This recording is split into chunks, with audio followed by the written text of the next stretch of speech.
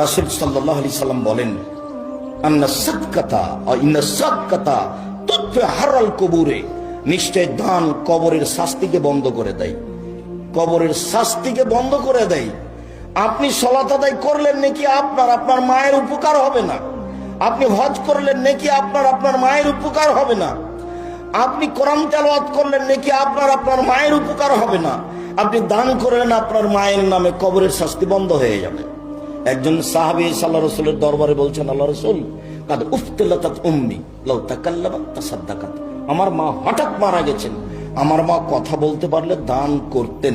আফা উসাদ্দাকা আনহা ওয়ালাহা সাওয়াব, আমি কি তার পক্ষ থেকে দান করতে পারি, তার কি নেকি হবে? কারণ না। আল্লাহ রাসূল বলেন, হ্যাঁ, বুখারী মুসলিম, আপনি আপনার মায়ের জন্য দান করুন, বাপের জন্য দান করুন, যারা চলে গেছে অর্থ সম্পদ রেখে গেছে তাদের জন্য দান করুন। দান করুন সম্মানিত দিনী ভাই বোন। মানুষের অর্থ সম্পদ 4 ভাগে বিভক্ত। এক, যা খেলো তা পায়খানা, তার ব্যাপার আল্লাহ রাসূল বলেছিল, মা কালা ফাফনা, যা খেলো তা নষ্ট হলো।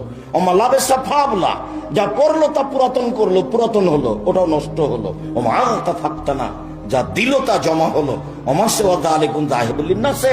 আর যেটা ছেড়ে গেল সেটা মানুষ ভাগ করে নিবে, প্রয়োজনে মারামারি করে, প্রয়োজনে মামলা করে।